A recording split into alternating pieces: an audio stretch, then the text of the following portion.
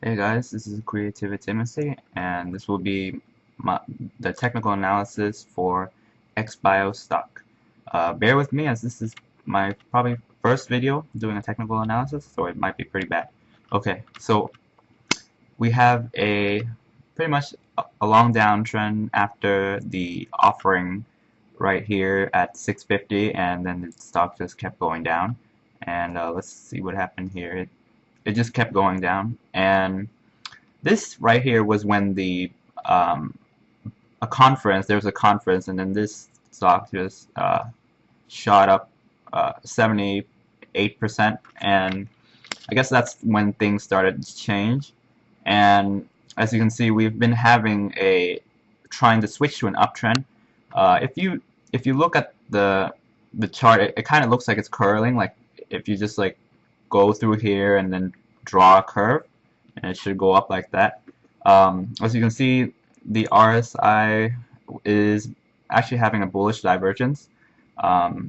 So as you can see, here's the first low at 28 RSI, and and then if you take a look at this low right here, 0.93, you can see the RSI is at 36, even though it was at 28 here. Like it's making a lower low. The price is making a lower low, but RSI is making a higher high. So that means the buying is getting stronger, even though the price is going down. So this would technically have been a really good deal to buy over here. Plus, it's under the Bollinger Band right here. This brown line is the lower Bollinger Band. Yeah, and then as you can see here, it started to try to maintain its gains this time. If you look closely right here, let's see, most of the green days have been the higher volumes, as you can see over here, over here, over here, and over here. What do green days mean? With a high volume, that means the stock is accumulating. So as you can see over here, with this green day right here, you can see this blue line over here, the accumulation, and go up. It goes up a little bit. It's kind of hard to see. Sorry. So if you look at the day before, you can see right here over here, this is negative 5.6, negative 5 million, 5.6 million. And then if you look at here, it's negative 5.3 million. So that means whenever this accumulation goes up, the number increases. In this case, it becomes less negative. Then that means the stock is accumulating. What does accumulating mean? It means people are willing to buy at higher prices, and it closes at higher prices, because accumulation distribution is based on the price where it closes and the volume. So the more accumulation, the better, because if you have distribution, which is basically the exact opposite thing, that means there are most traders are dumping at lower prices. That's where most of the volume is. But if we take a look at XBIO, most of the big volume is buying at higher prices, which is good. As you can see here, there is a very big high volume red day over here. That isn't necessarily the best thing in the world, but it's not the end of the world. If this red volume was, let's say, double the amount of the green volume over here, then that would be bad. But and then you can see here, this is where you can see there's a lot of green volume here, and then the next day is like half the volume, half the selling volume. So that means accumulation is higher, and accumulation is good. So it's actually one of the, sorry about all these news. It's actually one of the things I look for besides the RSI bullish divergence, is because accumulation is all about volume, and if we have a lot of buying volume, that's good. That's what's going to move the price a ton and make it spike or whatever. Okay, let's take a look at the MACD. The MACD here, as you can see, it's been in this sort of a really long buy mode over here where, let me just zoom in. You can see that here, when the fast moving average crosses over the slow moving average, so the blue line crosses over the yellow, this thing goes really, it means it's on buy mode. And in a huge downtrend stocks, obviously it gives a false signal. Like if you bought right here and then you sold somewhere over here, that you would lose. But what I like to look for in penny stocks like these is you want to look for the MACD divergence. And let's see. So we have a low of, let's say, the MACD is like, it's very low on the screen right now. But as you can see on this, when price made a new low over here, the MACD is much higher. It's getting near the 0 line. And usually when the, let me just pull this up, maybe it might be easier to see. When the price is above the 0 line, it usually means it's starting to form an uptrend. And that's usually a good thing. And we take a look at the action recently. If we take a look at here, this right here today, I mean January 2nd, 2020, that the MACD gave a sell signal, and normally when that happens, you're supposed to sell, as in that the moving averages are getting to the point where they're starting to go down.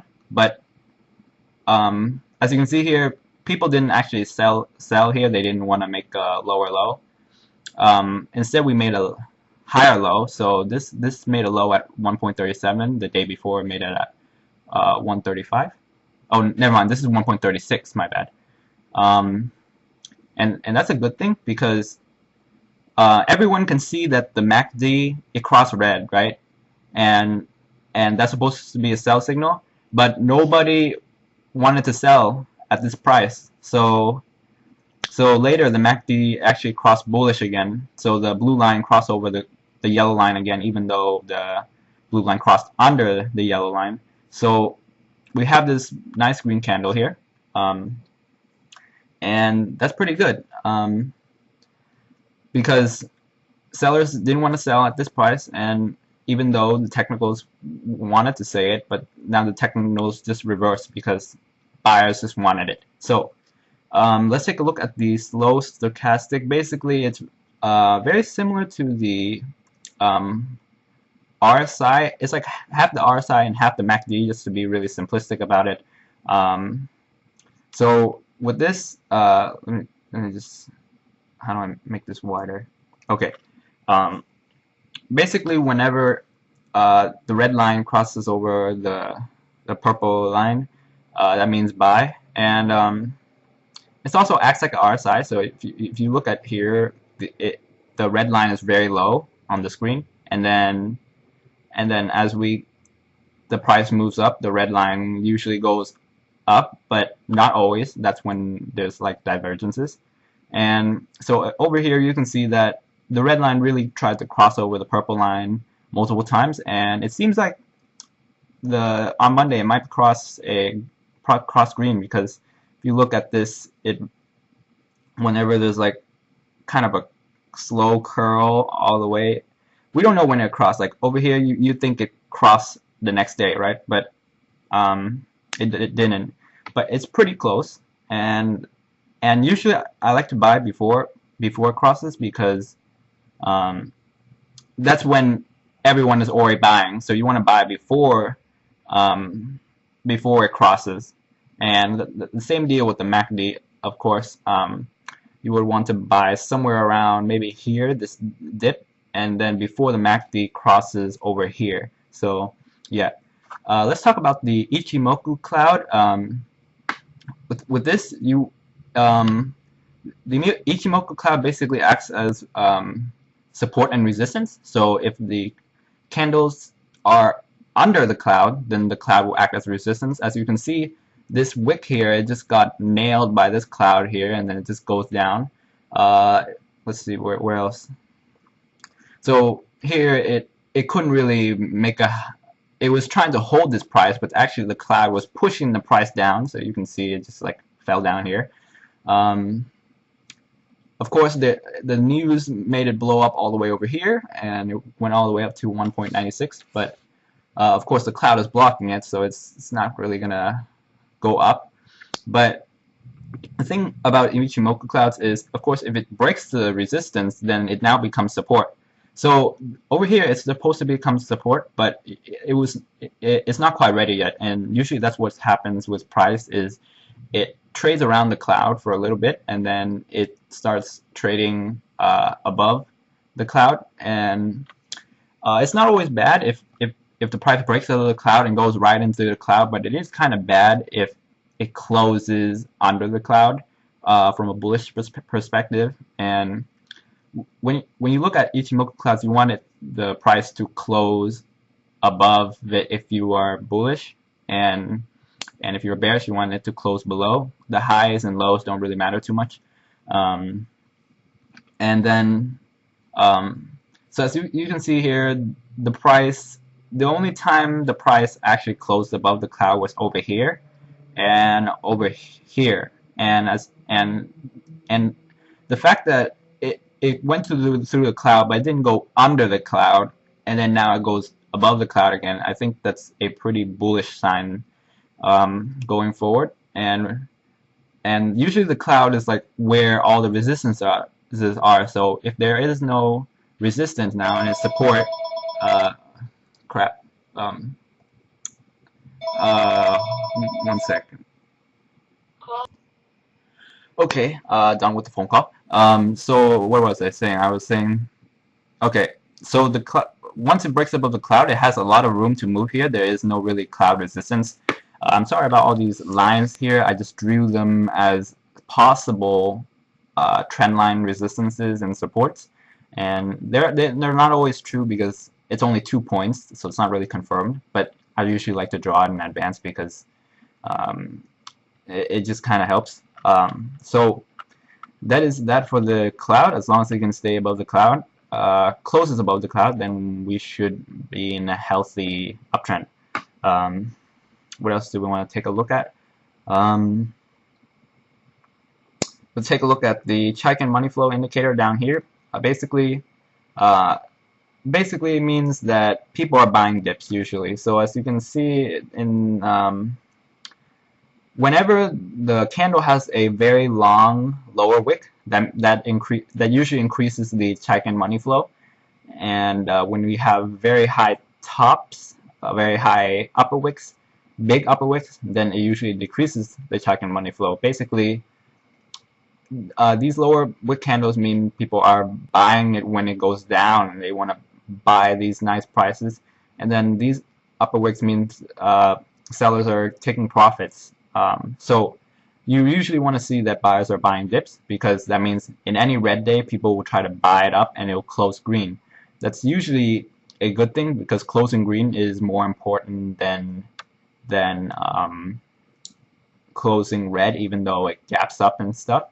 So we can see the Chaikin money flow here. This red line right here is the zero line for the Chaikin money flow. I know I have two indicators down here. It looks a little confusing. I try to fit everything in one chart just so I don't have to change my layout or anything. So as you can see, it crosses the zero line here, and it's staying well above it. And as long as it stays well above it, that means we're in a healthy uptrend, and you're not probably going to see large red candles. So at least not a lot of them. And however, the Chaikin money flow indicator goes below zero, then you might want to be a bit careful. That means people are starting to take profits more than people are buying dips. So then you might want to start taking profits as well, of course, near the highs, of course, and don't start taking profits when it's about to dip. And obviously that's really hard to do, but basically that's what it means. The force index here basically measures how powerful the move is, how strong the volume is. So as you can see here, the force index spiked from down here to a little bit up here when there was a big volume day. So it just simply means whether the move is supported by strong volume. If, let's say, this XBIO goes all the way up here, but the volume is only like these tiny little 300K, 200K volume, then it's not a strong move. And yeah, it kind of is similar to the accumulation indicator about volume. Okay, now let's take a look at the DMI indicator, the DMI and ADX. So that would be this blue number, white, yellow number, and the gray number here. And so the blue line is the positive DMI. That means uptrend and stuff.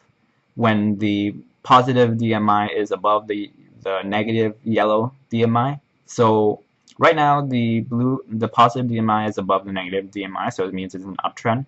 And this gray line here measures the trend strength, which is, this is the ADX. So the ADX is part of the DMI indicator. So as you can see, if you look here at this gray number, this ADX is at 38, and whenever the ADX is between 25 and 50, that means it's a strong trend. If it's below 25, it might be a little bit trendless. So technically it's saying, since the positive DMI is above the negative DMI, it is in an uptrend, and since this ADX is 38, it means it's in a strong uptrend. So we're in a strong uptrend. So there's no reason to sell now, in my opinion. So it's always nice to look at a bunch of indicators and make sure they're all saying bullish, because when you have a divergence, then that's when you probably should take a look to make sure things are not going wrong. Okay, now this is the T. We can ignore the vortex indicator. It's pretty similar to the DMI. The TTM squeeze indicator basically tries to track when the stock is on breakout mode. So like basically when it's squeezing, the indicator states. So all these red dots here mean that it's currently in a buildup, and when it turns green, that means the stock is breaking out. It's always nice to use it as confirmation. It's not really like divergence or anything. You don't really have to worry too much about it. But usually when if you see here, this turned green a little bit early here, and the stock started reversing direction. But it usually means the stock will go in one direction for a while. That means it's breaking out.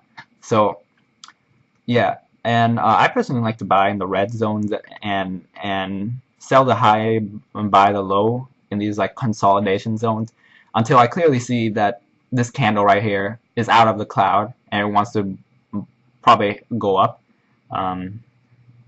So that is that. Okay, so let us check out like the price action, right? So as you can see, there is a little bit of a inverse head and shoulders pattern. It's kind of hard to see. So this would be the left shoulder, this would be the head, and this would be the right shoulder, although it's a pretty ugly head and shoulder, inverse head and shoulders, but it's a bullish pattern. So whenever you have the neckline, which is like the line where the shoulder and the head meet, in this case it kind of looks something like this, right? And basically this is bullish, and if it can break above this neckline here, I don't have it drawn here, but then the price target should be from the head to the neckline, so that's about 54 cents here. So you just take this, add it to, like, let's say here, which is where the trend line will be, and you add that 54 cents. If it breaks above that, it will probably go 54 cents. What else? That's a good thing. We always like to see bullish patterns. We don't like to see bearish patterns. What else? We have this nice trend line here, and it kind of broke below it, but it's on low volume, so it doesn't matter that much. Usually it's best for the price to stay above the trend line, but of course if it just breaks through it on low volume, then it's not really a big deal. It just simply means that buyers and sellers, they don't know what direction it'll go yet, so nothing's happening yet. But that doesn't mean it's getting weaker. So consolidation, it doesn't mean reversal. Okay, so let's see what the price action here is for the recent read. Okay, so over here we had this sort of, this looks like a kind of a bull flag.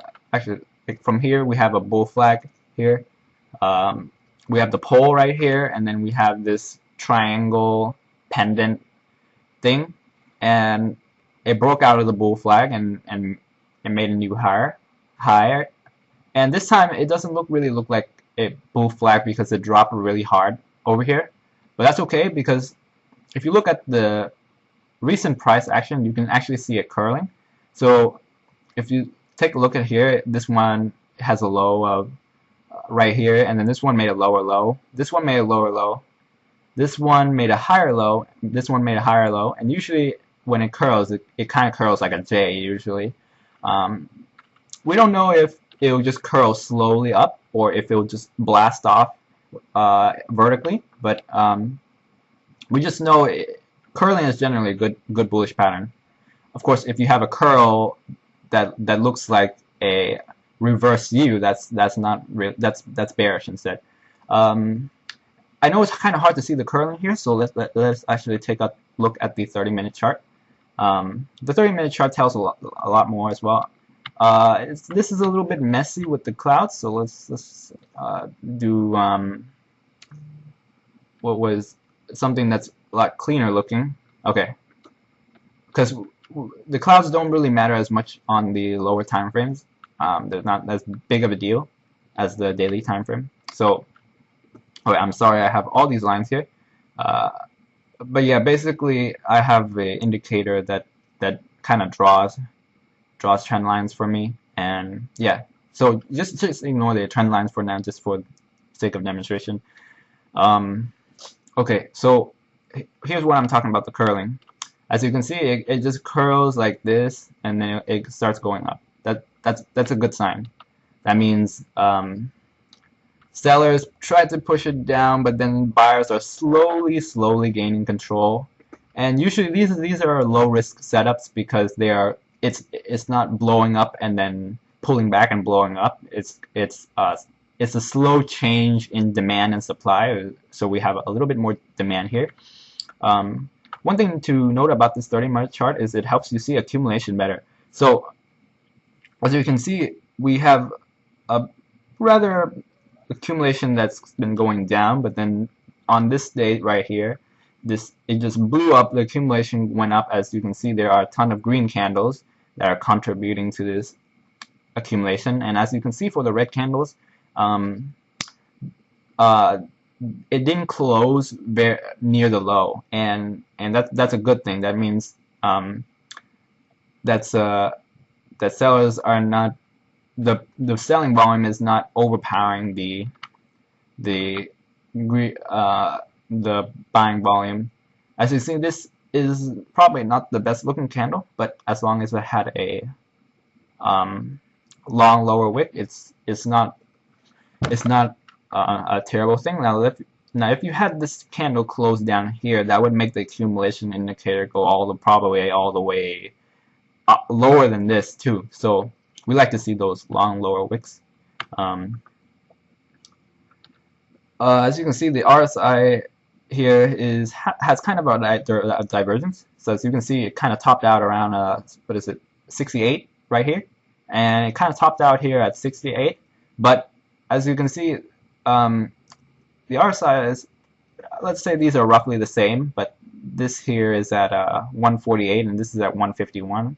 So the RSI is about equal, but the price is a little lower. So I think that usually means the buying is pretty strong, but there is just a little bit of resistance here, but the buying is stronger than over here.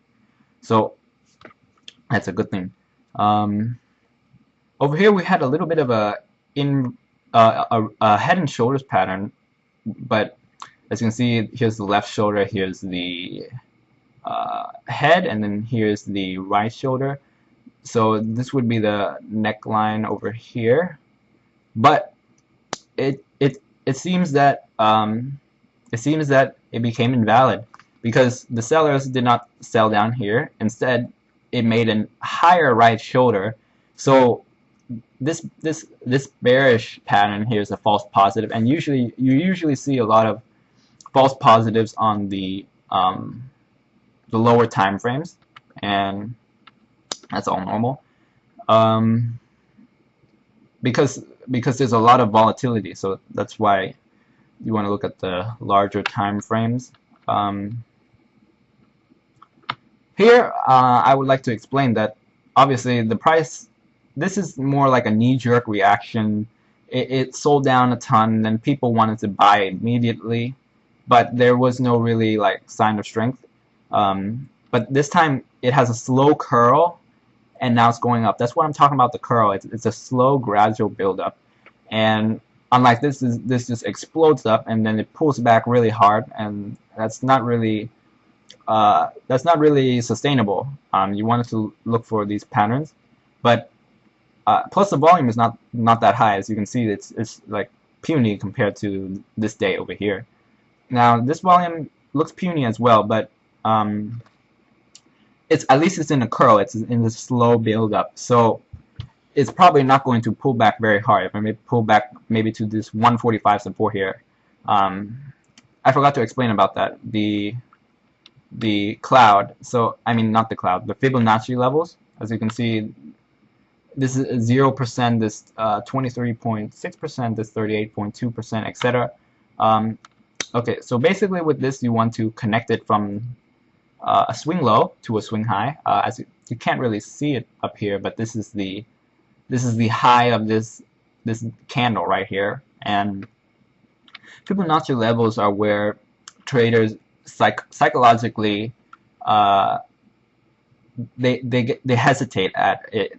The Fibonacci is in a lot of things like nature, so we humans are kind of prone to it, and generally it's pretty correct, right? As you can see, this 1.17 level, the price touched it a ton of times. It got rejected here, and then it broke all the way up here, but then it closed right at the 117, and then yeah, those are levels to look out for. Besides the regular support and resistance levels, we have a 1.45 level that's actually been pretty major, even though it kind of only touched it like once here. The price has been kind of struggling around that area. As you can see, this thing, it kind of went to 146 and then got rejected, and then this thing closed at 145, and as you can see here, it took 3 days to 4 days to break above 145 and actually stay above it. So breaking above this key Fibonacci level is a pretty bullish thing, and so then now it becomes kind of a support, and now it would be very ideal if we can just hold 1.44 or better, because the stock is really volatile. It doesn't necessarily need to hold 1.45. It needs to hold 1.44 area.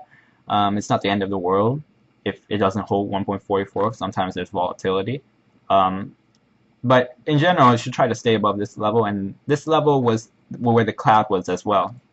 That's why it was pretty major. We have this 1.57 level, which is where the stock touch. Oh no, where's one? Okay, the stock touch here at 1.57. As you can see, the price didn't really care about this level too much, but it is a level to watch out before, because if you look on the 30-minute chart, I actually kind of struggled at 1.57, I think.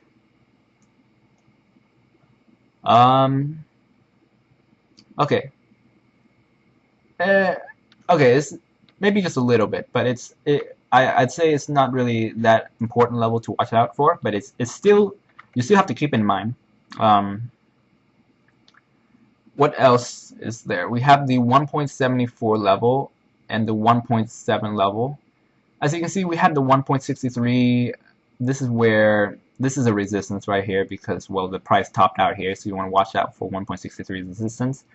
You also kind of want to watch out for the 1.7 resistance, which is this line I drew right here. It's not a Fibonacci level, but as you can see, price topped out here, and it also topped out.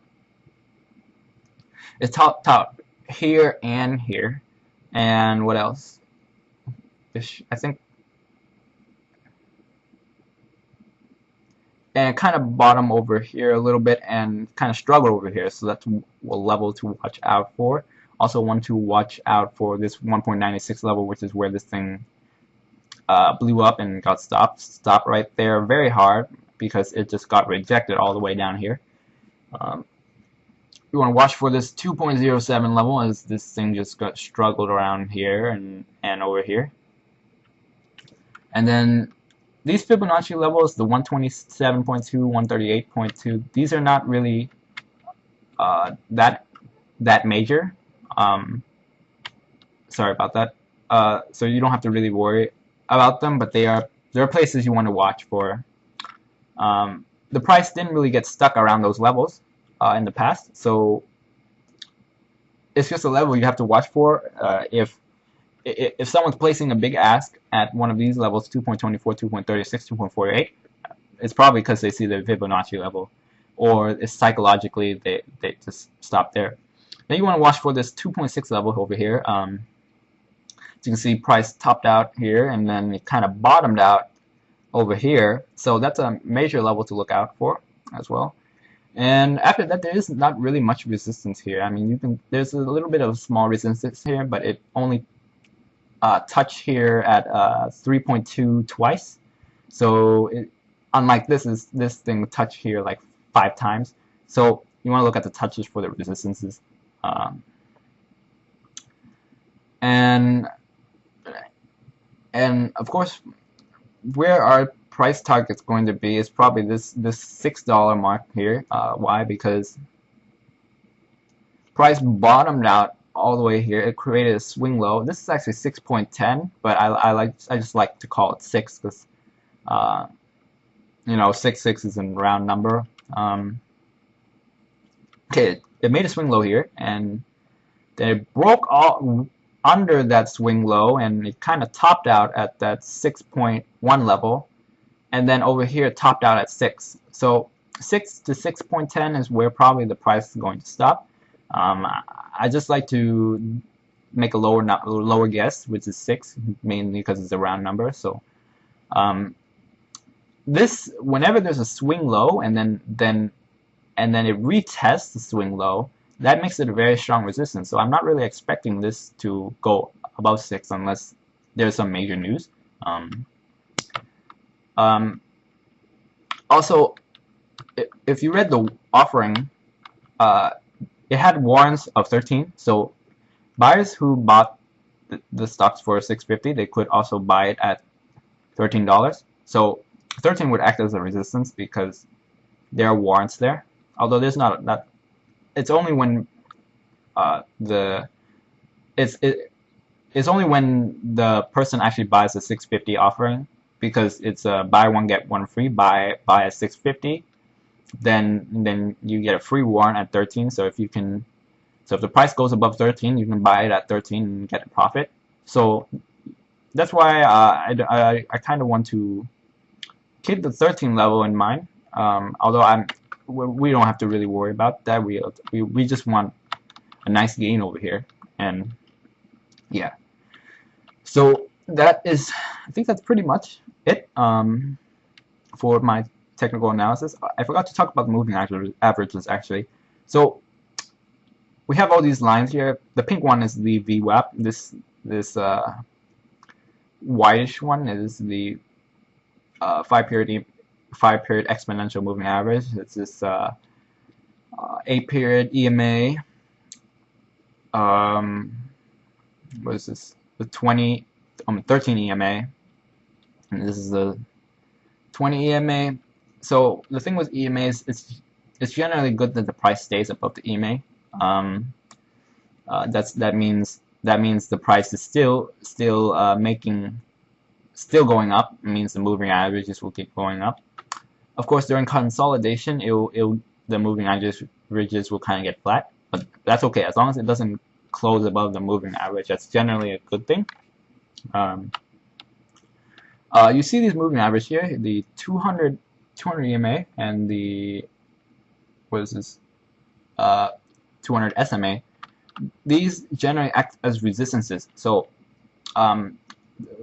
reason why I said 6 is because, well, by the time the price gets over here, the moving averages will be around $6 anyway. So, and this is a huge resistance at 6, so that's why it makes a good price target. We have a Fibonacci level here at 5.31, although price didn't really get stuck around 5.31, so we don't really need to worry too much. So that is that. What else? Yeah, I think that is pretty much it. We will be looking for a test of this trend line here as we go up from here.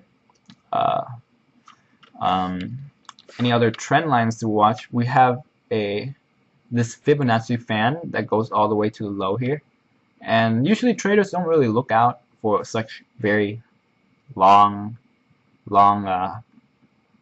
Fibonacci trend lines that are kind of hard to see, but so we don't.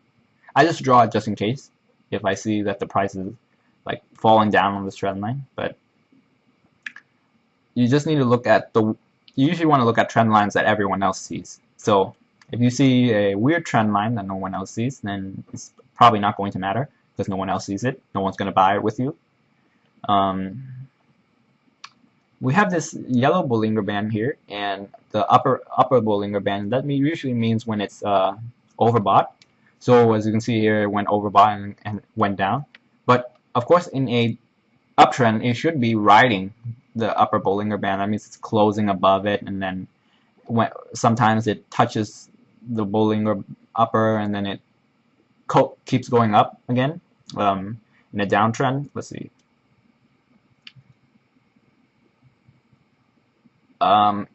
In a downtrend, well, see, as you can see, it's riding the lower Bollinger Band right here. It's just keep going down, right? And that's part of a normal downtrend. And so, just because the price is above the upper Bollinger Band doesn't mean that it's a time to sell yet. Although, if you are a day trader, you might want to sell above the upper Bollinger Band, like let's say the upper Bollinger Band is at 1.53. You want to sell. You can sell at 1.57, and you can buy at let's say when it goes to 1.53 or 1.5 near the upper Bollinger Band. But there is the upcoming catalyst, not really a catalyst, but the news of Takeda, possible news of Takeda royalties. Basically, with that, they have a product that someone else is using, Takeda is using, and they're going to get payments from Takeda. And with that I think it's a pretty good news because it gives them a steady revenue, and people are usually scared of offerings for penny stocks. So I think I'm not too familiar with news, but that's usually a good thing.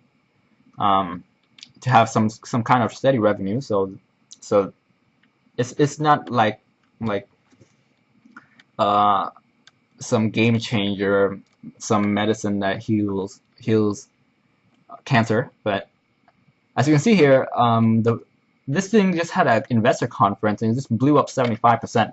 So I would think just news that are slightly positive is going to blow up the stock upward. So the news doesn't have to be major. If it just blew up on a conference, like usually for like large cap stocks, if there's a conference, it's just the price doesn't even get affected. So this is probably a hint that the next news will make it go up a lot, but maybe. If we take a look here, of course, this is the first time there's news. Everyone just bought it and then it's sold off and people took profits. But of course, this was at the beginning of a start of an uptrend. As you can see, it was in a huge downtrend, and then people bought it up and people took profits instantly, and then it blew up and people took profits again. But here we have this little slow curl. Now I'm talking about this curl. This little curl here is a small curl, but as you can see, this is a much larger curl, and this is a slow shift from demand to supply to demand. And so with news, I think it will start trying to hold its gains because it's in an uptrend. In a downtrend, people see very good news. People want to sell their bags, right? Because the stock has been really high here, and people have been losing money. And then when the stock goes up, they want to sell the bag, right? Now, here we have more people that are buying lower. They have lower averages. So when the stock goes up, they don't have to sell to get rid of their bags. They can might actually hold. So that's the thing about uptrends and news. News tends to be good in uptrends, and bad news and news tends to be bearish in a bearish trend. So those are things to take a look for. I think that's pretty much it. I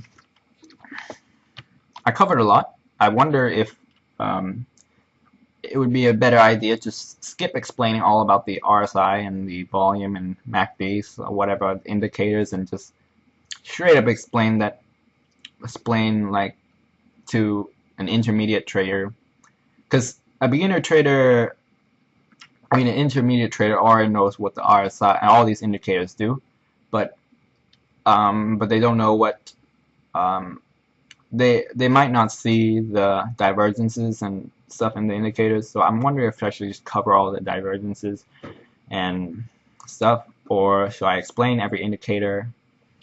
I don't know, but you guys can give me feedback, and thank you for watching my first technical analysis.